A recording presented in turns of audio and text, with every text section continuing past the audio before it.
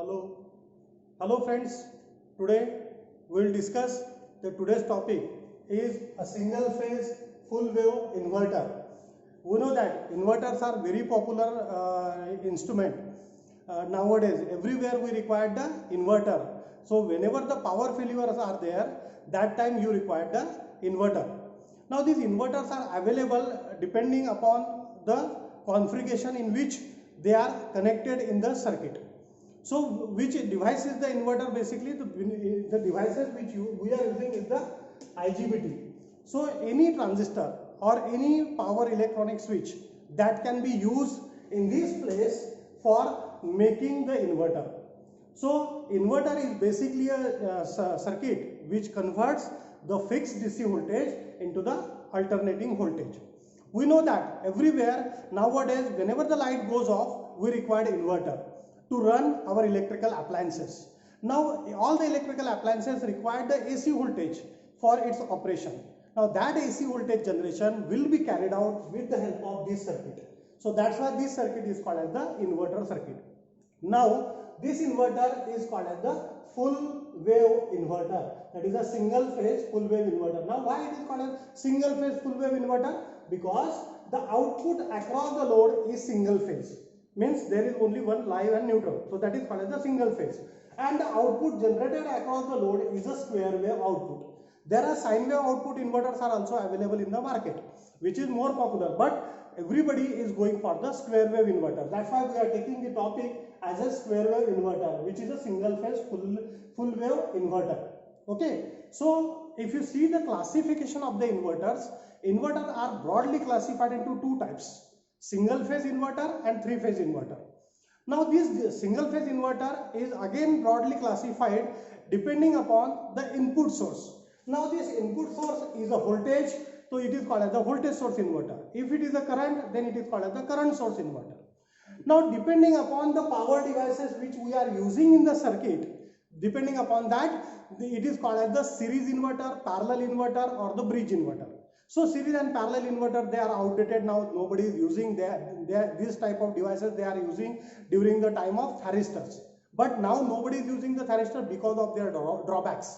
So now everybody is now using the IGBT for constructing the single phase full wave inverter. Now depending upon which device you are using for making the inverter, depending upon that the inverters are called IGBT based inverter, MOSFET based inverter or transistorized inverter. So these are the depending upon the which device you are using for making the particular inverter. Similarly, there is a classification on the three phase side. So three phase inverters are again broadly classified in VSI, CSI. VSI and CSI is nothing but a voltage source inverter and the current source inverter and so on. So this is called as the broad classification of the inverter. Now let us come to the today's topic, which is called as the single phase full wave inverter, specifically for the square wave generation. So how the square wave output will be generated? That is a bipolar square wave output will be generated by providing the constant DC voltage applied to the bridge. Okay. Now you see here, I am showing you the circuit diagram for the single phase bridge inverter for resistive and inductive load. That is for both, for resistive and inductive load. So you can see these four IGBTs I am using here for making the bridge, and these feedback diodes are used for feedbacking the energy when I am using the RL type of load. Now presently we are discussing for the resistive type of load only, because in power electronics, as the load changes, the operation of the circuit changes, and because of that I have made the provision for connecting the inductive load also along with the resistive load. So there is a provision. These diodes are called as the feedback diodes. Now let us see how the circuit works. So initially, let us say this DC voltage is, let us say we have supplied is a 200 volt. So 200 volt is the input DC voltage which is supplied to the bridge circuit.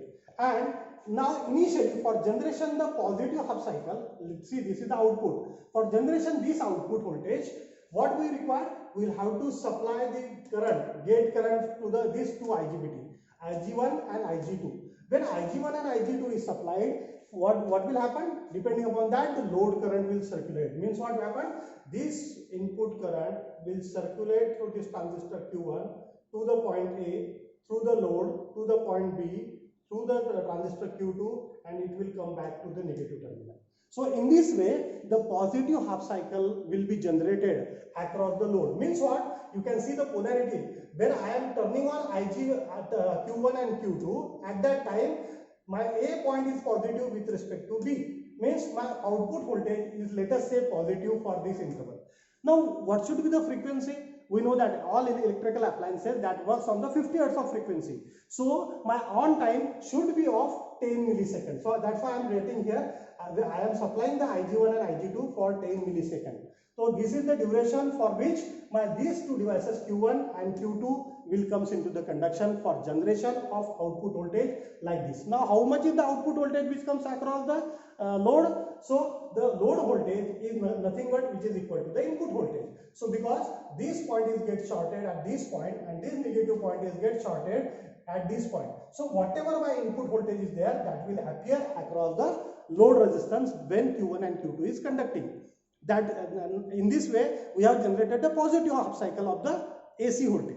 Now we will generate the negative half cycle. So after 10 milliseconds, what I am doing? I am removing this IG1 and IG2 from these devices and applying the gate pulses to the IG3 and IG4. So when I am applying the IG3 and IG4 as an input source, what will happen? These two devices will conduct. Now this time this input voltage is get connected to point B, to the load A, through the point Q2 to the negative half cycle. Means now the load current will circulate in this way, from this way, like this. Okay, so in this way what will happen? Now the voltage across the load will be reverse whatever the generated voltage in earlier case. Now you can see the polarity. Point B is positive with respect to point A. So this voltage generation across the load is alternating. That's why you can see during the period T/2 to T, what will happen? The negative voltage will be generated across the load resistance. So if you take this complete cycle 0 to T, what will happen? 0 to T/2, the voltage is positive. T/2 to T, the output voltage is negative. So this is one complete cycle of 50 Hz, because this is of 10 milliseconds, this is of 10 milliseconds. So this 10 millisecond and this 10 millisecond.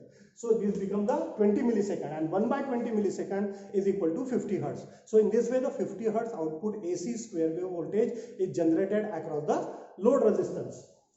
Now what is the magnitude of the load current? Load current magnitude is nothing but whatever the V in is there, this you can write down V in. Instead of V, you can write down V in. So it is V in. So it becomes easy for you to understand. So this is the input voltage. Let us say this input voltage is 200 volt. 200 divided by the value of R. Let us say the value of R is 1K. So 200 by 1K is nothing but that much ampere of current will flow through the load during the on time of this IGBT. Okay. So in this way, you can find out the magnitude of the load current. Similarly, if you see the supply current, many times in examination it is asked, what is the magnitude of the supply current? So supply current is again nothing but supply current is constant, because we have chosen the DC source, and for this DC source the supply current is constant. So again it is flowing through the load. So supply current magnitude is also V in by R.